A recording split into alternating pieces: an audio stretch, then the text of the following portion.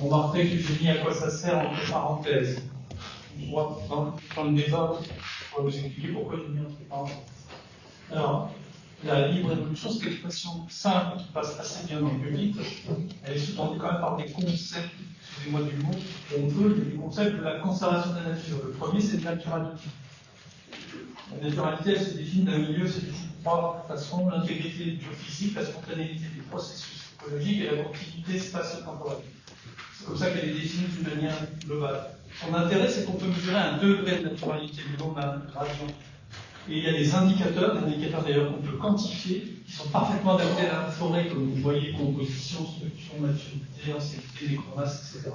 Je renvoie à ceux qui voudraient en savoir plus à une publication à laquelle j'ai eu la chance de participer dans la revue forestière française en 2021 sur ce qu'on appelle les métriques de la naturalité. Il y a un deuxième concept qui s'appelle la féralité.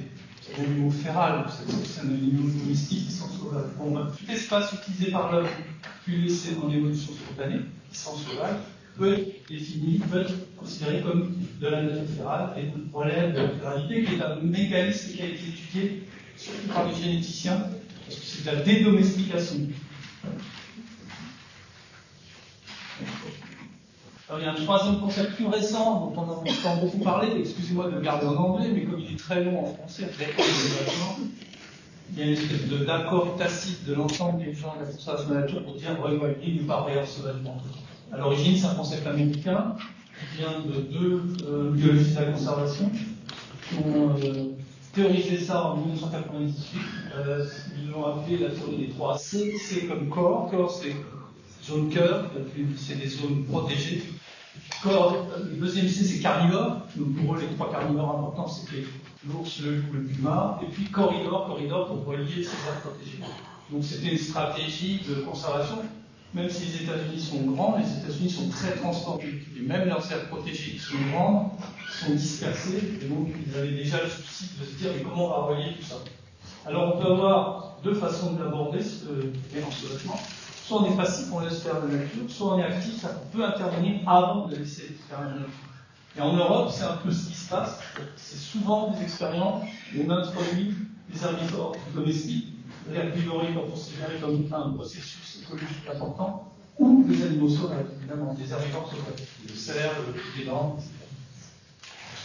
Donc finalement, la libre évolution, ça peut qualifier autant une zone de nature férale, voire une éclipse extrême, comme vous avez sur la photo de gauche, qui va être une exclusion de Tchernobyl, à la forêt à haut degré de naturalité, que vous avez par exemple dans le parc national de Biologie.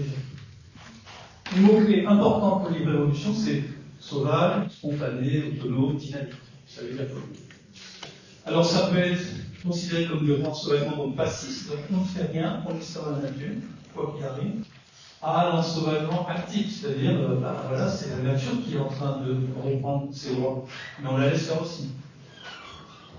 Et donc la coordination libre évolution qui aujourd'hui se réunit à Paris pour la première fois, qui réunit donc, comme ça vous a été dit, à peu près cette association, eh bien, elle a donné sa définition, donc une motion, et considère que un espace est en libre évolution quand il n'y a plus d'activité extractive et intrusive. Ça, on pourra rentrer dans le détail si ça vous intéresse par la suite. La définition du philosophe Baptiste Morizot est aussi intéressante. Les mots-clés, je les ai mis en rouge, vous les lisez comme moi, donc des potentiels évolutifs, de la résilience, capacité donc à réagir et à revenir éventuellement à un état proche de l'état initial après des perturbations, des aléas, et des dynamiques écologiques spontanées. On retrouve le mot spontané, évolutif, etc. Suivant. Alors les effets, on y va. Vas-y.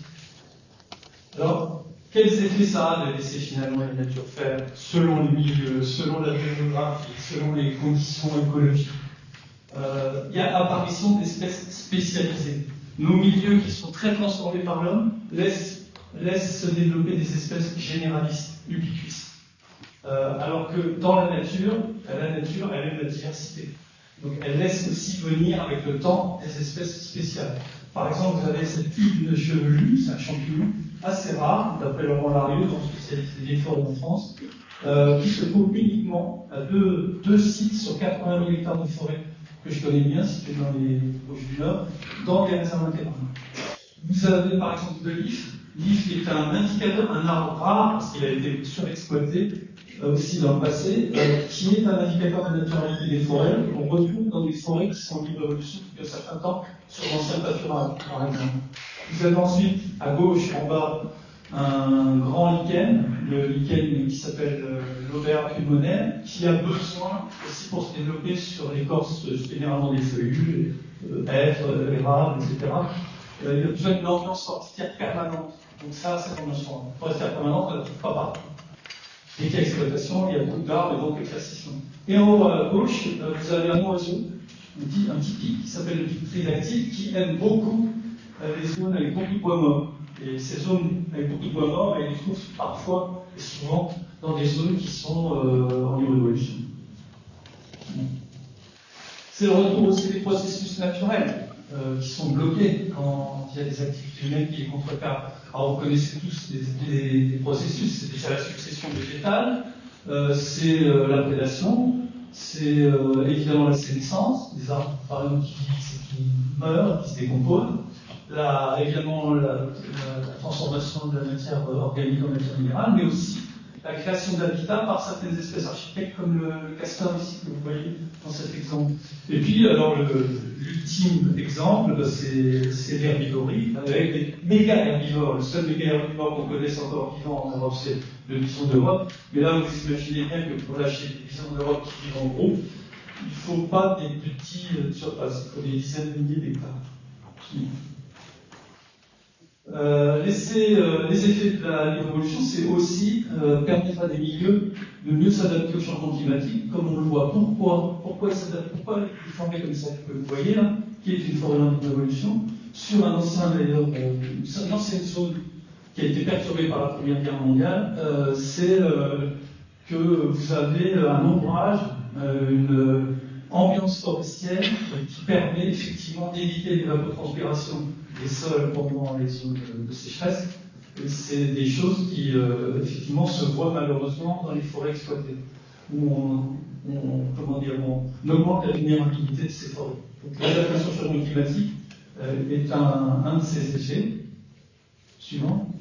Et aussi, évidemment, une meilleure résilience des écosystèmes. Plus un milieu est diversifié, comme vous avez à gauche, avec du bois mort qui contient aussi d'ailleurs de l'humidité, soit dit en passant, vous aurez un milieu qui soit résiste mieux, soit est capable évidemment de revenir presque à son état initial parce qu'il y a une stratification verticale, par exemple, que vous n'avez pas dans les monocultures ou plus arbres même âge. C'est la même expression. Suivant. Alors pourquoi on arrive maintenant dans le cœur du sujet? À quoi ça sert? Pourquoi, finalement, il y a une révolution? Eh bien déjà, pour suivre les processus dynamiques, on connaît bien la nature que si on la connaît sur le long terme. Moi j'ai été baigné dans le monitoring parce que, ayant participé au comité L'homme et la biosphère de l'UNESCO, sa partie française, et ben, on apprend que sans monitoring, on ne sait rien vraiment sur la nature. Et le monitoring, forcément, c'est du long terme, c'est des décennies et des décennies de récolte de données. Et donc on peut suivre des processus dynamiques assez facilement dans des zones comme celle-là. Ça, c'est ce qu'on appelle un polémo-paysage. C'est aussi une forêt qui a poussé à cause de la guerre, la Seconde Guerre mondiale en l'occurrence, c'est dans les Vosges du Nord, où effectivement, à la suite des combats, la forêt a été détruite. Et finalement, rien n'a poussé parce qu'il y avait toujours beaucoup d'eau qui revenait à la surface, sauf qu'à un moment donné, les forestiers, ils ont eu marre, ils ont laissé faire, ils se sont dit, on verra ce que ça donne. Et qu'est-ce que ça a donné? Une forêt de bouleau.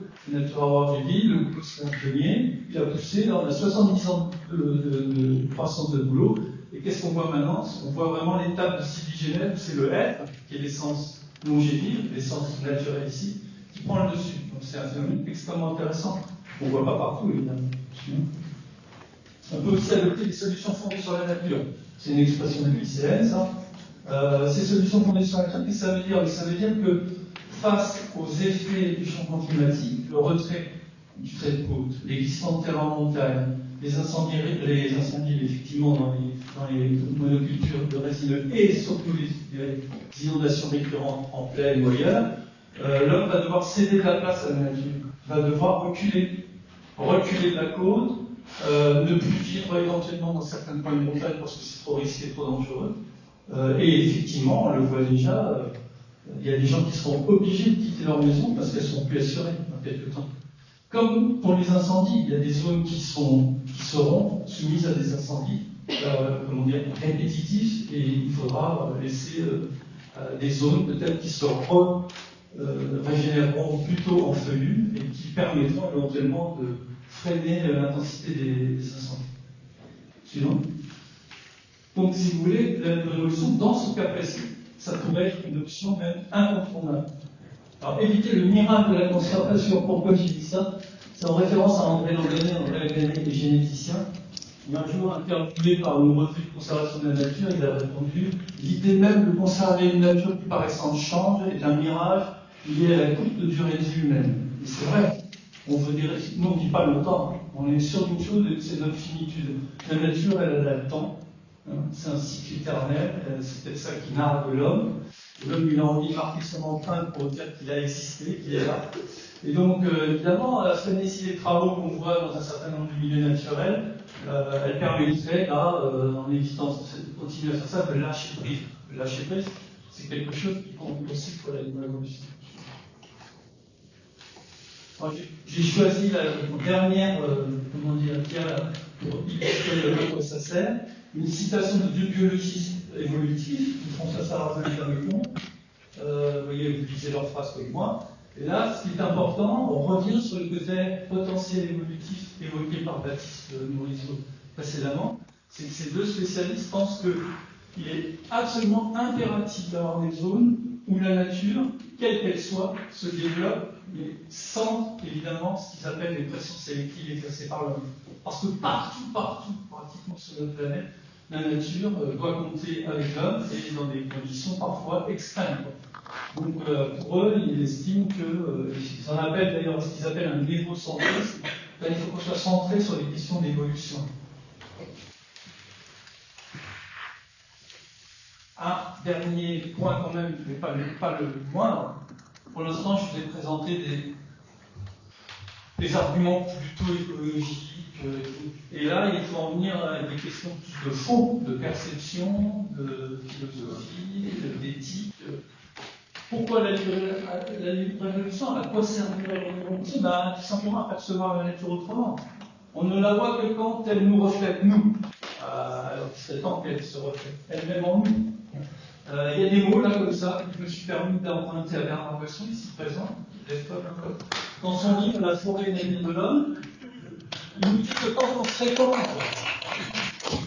fréquente des vieilles forêts, avec des arbres vénérables, comme vous voyez cet ormelis qui a un diamètre assez respectable, dans une réserve intégrale en Allemagne, et bien on sent différents sentiments, le sentiment évidemment d'intemporalité, on se sent ailleurs, on oublie presque où on est.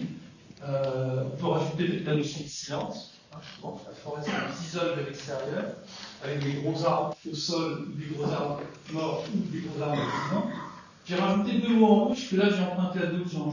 L'humilité, le sentiment d'humilité, ça nous est c'est une réflexion de l'écologiste Aldo Leopold, un ancien forestier devenu prof d'écologie aux États-Unis, qui est considéré comme le pionnier de la science écologique aux États-Unis, qui nous disait que face à des spectacles comme cela, c'est-à-dire des paysages très sauvages, on ne peut que ressentir un sentiment d'humilité. Et il rajoute même que des milieux comme ça, c'est la seule chose que l'homme est incapable de créer.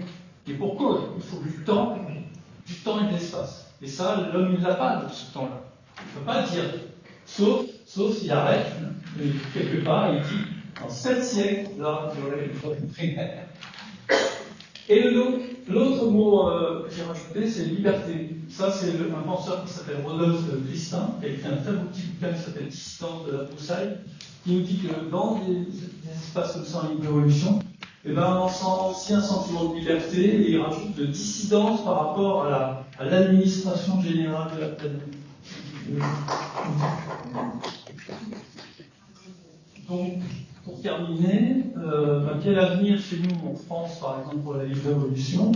On planche pas mal sur ces questions-là. La situation actuelle, c'est que en France métropolitaine, il y a 1,8% de protection forte. Pour que vous sachiez ce que c'est, protection forte, c'est les cœurs de parcs nationaux, les réserves naturelles, les nationales régionales. et les réserves biologiques intégrées.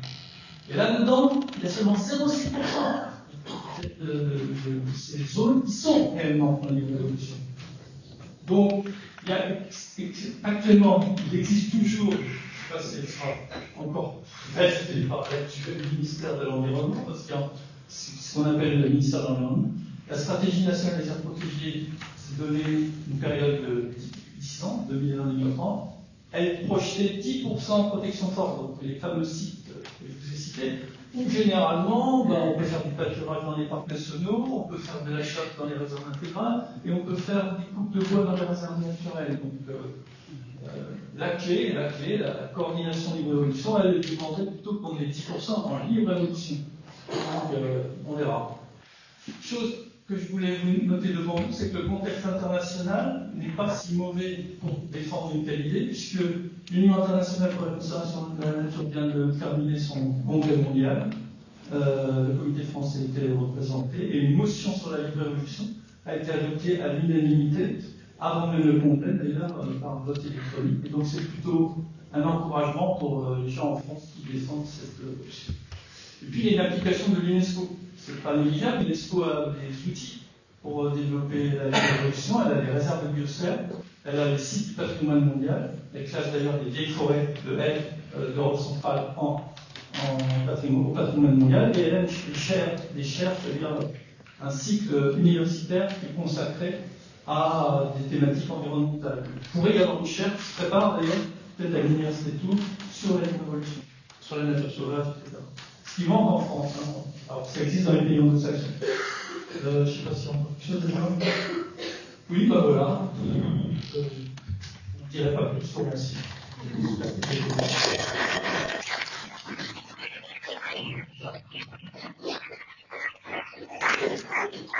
Merci beaucoup Jean-Claude. Je sais que ça a été un défi de condenser autant de choses dans si peu de temps, et on tenait aussi à laisser de la place aux questions que vous auriez éventuellement. Donc là, on a pas mal de temps pour le faire.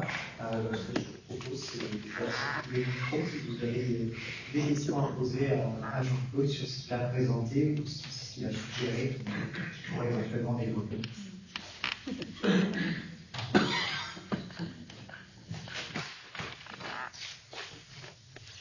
Oui, bonjour, merci. Je me demandais quelle était, est-ce qu'il y a une surface minimale pour avoir une forêt de libre évolution? Pour moi, toute surface est bonne à prendre. Ça commence où? Là, par exemple, c'est vrai que vous n'étiez pas là tout à l'heure, on avait juste d'autres un petit peu plus restreintes. Vous m'entendez là? Quand j'ai travaillé donc, comme chargé de protection de la nature dans un parc naturel régional, celui des Vosges du Nord, on a lancé un appel à projet pour développer des sites en libre évolution qu'on a appelés des sanglières de nature. C'est fort comme vous. Et on a eu des réponses positives de communes et on a demandé que ce soit 50 arts minimum. Pourquoi? C'est parce qu'on voulait y faire de la pédagogie avec les enfants, en particulier de classe. On voulait que ce soit dans la commune et pas loin, donc ils ne faut pas se déplacer en bus, ou que ce soit simple.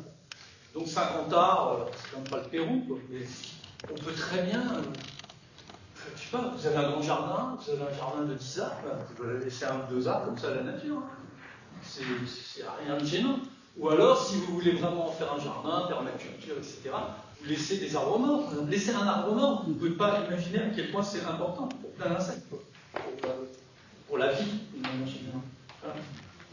Voilà. Tout est possible. Laisser un lierre pousser sur un mur, il y a plein de petites choses comme ça. Ça, c'est ce qu'on appelle la petite nature, mais tout le monde n'a pas le luxe d'avoir des grandes surfaces qui peuvent le mettre. Mais par contre, les grands propriétaires comme l'État, les communes, le conservatoire du littoral, tout ça, il n'y a pas de problème, ils ont de l'espace. Ce qui est bien, c'est qu'il n'y a pas de taille maximale. Merci pour rejoindre. Moi, j'ai un petit terrain que j'ai mis en asphalte pour éviter que les chasseurs rentrent chez moi. Et c'est vrai que depuis que les ronciers, par exemple, c'était chiant pour moi quand je faisais un roncier. Mais en fin de compte, ça a amené beaucoup de choses. C'était fou. Et maintenant, je suis content d'avoir des énormes ronciers parce que, il y a les murs, puis 2, il y a les abeilles qui viennent sans arrêt, et ça fait des super choses. Et tout est beau, même un roncier, quoi. Vous savez, quand les ronciers poussent en forêt, par exemple, les vieux forestiers, qu'est-ce qu'ils disaient? Ils les cassaient pas, ils les détruisaient pas. Ils disaient le roncier, c'est le berceau du chêne. Pourquoi? Parce que quand un jeune semis pouvait tomber là, enfin, un jet qui apporte éventuellement un gland, personne ne s'approchait, parce qu'aucun autre herbivore était tenté d'aller manger la jeune pousse qui est effrayante pour les cerfs, les chevreuils, du chêne. Donc le chêne pousse tranquillement, il a son berceau là. Donc vous voyez, quand on fait attention à la nature, il y a plein de choses qui se font par elles-mêmes et qui finalement évitent les catastrophes. Bonjour et merci pour cette belle initiative, en tous les cas. Bravo. Moi, j'ai une question. Quelles sont vos relations et comment travailler avec les groupements de chasseurs? Si c'est possible, je l'espère. Alors chez nous, moi j'habite en Alsace. En Alsace-Moselle, il y a une loi locale particulière pour la chasse. C'est-à-dire que c'est pas monsieur tout le monde qui chasse. C'est des grands lots de chasse. Des lots de chasse qui coûtent cher, surtout en forêt. Et qui plus est quand c'est avec du cerf. Donc tout le monde n'est pas chasseur. Il y a une sélection par l'argent pour être clair. Déjà ça limite le nombre de chasseurs. Pas terrible. Mais on peut discuter avec les chasseurs, ça c'est clair. Mais les chasseurs restent des chasseurs. Nous, par exemple, on est en pleine zone de recolonisation du lynx qui a été lâchée chez nos voisins allemands. Or, on sait très bien que les chasseurs, un certain nombre de chasseurs, en tout cas qui gardent encore des idées, on va dire, à l'ancienne, voient cet animal, ce prédateur, comme un concurrent. Donc, pour eux, la libre évolution du lynx, ils ne l'admettent pas, quoi. C'est extrêmement problématique, on va dire ça comme ça. Après, il y a des zones qui ne se chassent plus, parce qu'il y a des réglementations particulières. Hein. Nous, on a par exemple dans les Vosges un terrain militaire de 5000 hectares. Officiellement, il y a de la chasse, mais les jours où on peut chasser, sachant que les journées de tir pratiquement quotidiennes, surtout depuis que l'ennemi se repointe à l'est. Donc, voilà, il y a des zones où il y a des réserves nationales de chasse chez nous, où une partie est chassée, mais pas par des chasseurs privés, uniquement par des gens de l'OFB, par exemple, ou de l'ONM. Donc voilà. Mais effectivement, la chasse, c'est un des gros usages qui sera discuté, je pense, dans votre projet, dans notre projet, le projet de la forêt primaire. C'est un usage. Il faut y aller, il faut peut-être discuter progressivement avec les gens, leur dire qu'au début il peut y avoir encore de la chasse, puis ensuite on peut laisser par expérimentation. Alors j'ai justement une expérience à vous donner, c'est que on est voisins du Palatinat. Dans le Palatinat, il y a une grosse réserve intégrale de 2400 hectares, enfin grosse par rapport à ce qu'on a nous en France, enfin, 2400 hectares sur lesquels il n'y a plus de chasse. Plus de chasse du tout. Mais ils chassent toujours autour, et ils chassent différemment autour. Ils font plus de battues, ils font ce qu'on appelle des poussées.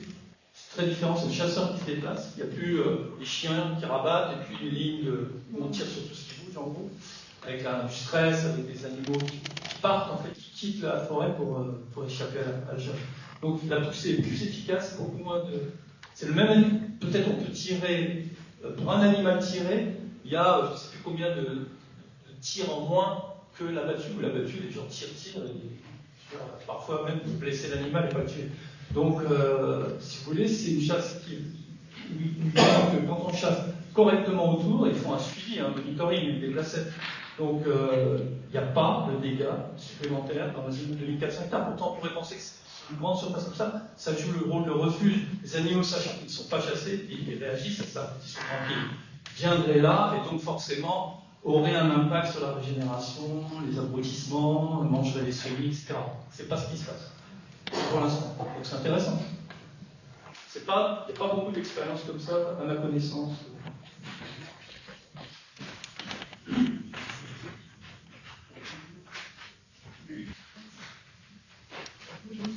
Moi, j'ai une question un peu pragmatique sur des critères. Par exemple, si nous, en tant que particulier, on a envie effectivement d'acheter les forêts et de la laisser un peu d'évolution, On va pas nous dire qu'en ce moment, il y a beaucoup de forêts françaises qui meurent ou qui vont mourir. Comment est-ce qu'on choisit cette zone qu'on va laisser en libre évolution? Quels sont les critères qu'on devrait avoir à l'œil pour choisir la zone de la dynamique des espoirs de résilience? Voilà, c'est une bonne question. Tout dépend dans quelle zone géographique de la France vous voulez. Tout dépend dans quel secteur français vous voulez y acheter. Et puis quand vous méfiez-vous, comme il va y avoir des forêts qui vont mourir, pour l'instant, il y a du dépérissement.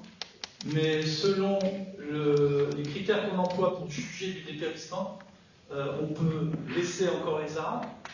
Par exemple, il y a un protocole qui s'appelle Archi, et l'autre qui s'appelle Dépéris. Dépéris, on ne regarde que le dépérissement. On part du principe que s'il y a déjà du dépérissement, c'est mauvais signe, l'arbre va mourir.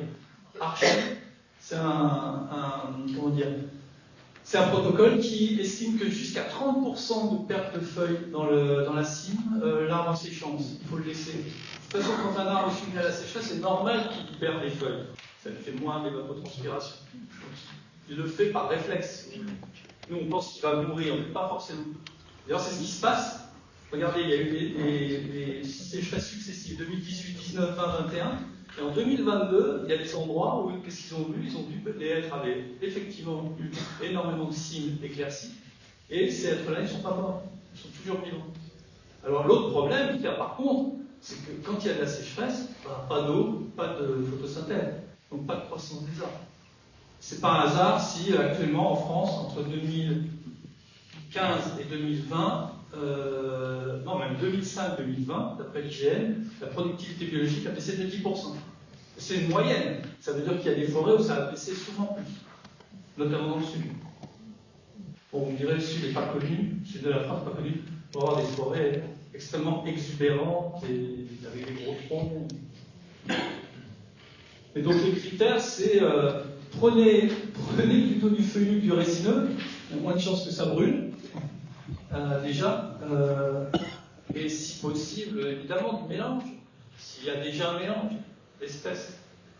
Mais bon, si c'est une forêt par exemple de hêtres, le hêtre, c'est une espèce sociale qui se suffit à lui-même. Il n'a pas forcément besoin de se mélanger. Il y a eu des expériences qui ont été faites d'ailleurs à Nancy, qui montrent que quand vous avez des jeunes semis de hêtres, qui sont placés avec du pin ou avec du chêne ou avec d'autres espèces, pour voir s'ils résistent mieux à la sécheresse ou pas du tout. Ça ne rapporte rien d'être mélangé à d'autres espèces. Donc, vous voyez. Le hêtre, c'est une espèce qui a l'habitude d'être en groupe, pratiquement de forêt pure. Il ne faut pas dire que parce que c'est une forêt pure, que c'est une forêt pauvre, la richesse de la hêtraie est ailleurs. D'ailleurs, vous le savez peut-être, beaucoup d'espèces dans les vieilles forêts ont besoin de ce qu'on appelle des dendros micro-habitats, cavités naturelles, cavités de pics, fentes, décollement d'écorce, tout ça, branches mortes, etc. C'est les signes de la sénescence aussi pour un certain nombre d'arbres, sauf les cavités de pics, parce que les pics font aussi des trous dans des arbres sains. Mais si on ne garde pas ça, il y a tout un pan de la diversité biologique spécifique de la forêt qui s'en va. C'est d'ailleurs le gros enjeu actuellement des forêts françaises. C'est comment garder les vieux arbres, sachant qu'on coupe, on rajeunit, voilà. Et donc garder des zones en libre évolution, c'est fondamental pour ça, pour garder la diversité biologique qui est vraiment spécifique de la forêt. Elle est dans les stades âgés.